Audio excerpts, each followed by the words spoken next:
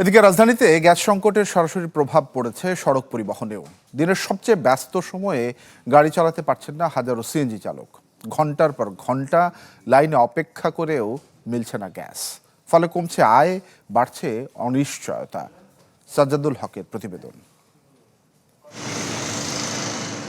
CNG চালিত autorickshaw চালিয়ে 6 সদস্যের সংসার চলে আবুল কালামের, কিন্তু কয়েকদিন ধরে গ্যাসের সংকট বিপাকে ফেলেছে তাকে।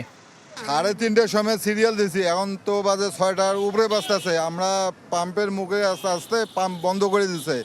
এখন মনে করেন 4 ঘন্টা গাড়ি চালাইছি, অত 1500 টাকা মারছি। এখন 1200 টাকা মালিকের গাড়ির জমা।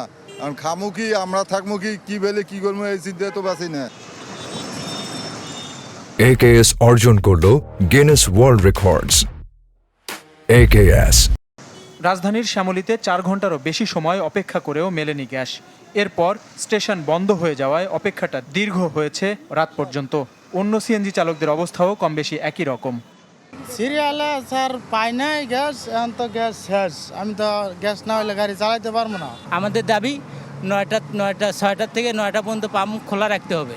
ফিলিং স্টেশনে গ্যাসের জন্য অনেকটা সময় চলে যাচ্ছে অ্যাপভিত্তিক রাইড শেয়ারিং নেটওয়ার্কের চালকদেরও, যার প্রভাব পড়েছে আয় উপার্জনে। খুব একটা সুখকর নয় সিএনজি নির্ভর প্রাইভেট কার চালকদের অভিজ্ঞতাও। রাত 10টার সময় গেছি, ভোর 5টার সময় পাইছি। এই গ্যাস দিয়ে তো চলা যায় না, একটা ট্রিপ মারছি শেষ। আমি 3টার সময় সিরিয়াল দিছি কল্যাণপুরের ওই ব্রিজের নিচে থেকে। তা আমার ধারণা ছিল 6টা বাজে বন্ধ হয়ে যাবে, আমি 3 ঘন্টায় পাবো।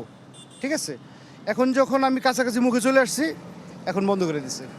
সিএনজি স্টেশন ম্যানেজাররা বলছেন, যোগান কম থাকায় চাহিদা মতো গ্যাস দেওয়া যাচ্ছে না ভোক্তাদের।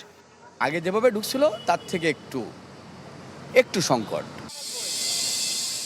কক্সবাজারের মহেশখালীতে ভাসমান দুটি এলএনজি টার্মিনালের একটিতে অগ্নিকাণ্ডের পর জাতীয় গ্রিডে কমে যায় গ্যাস সরবরাহ, যার প্রভাব পড়ে সিএনজি স্টেশনগুলোতে।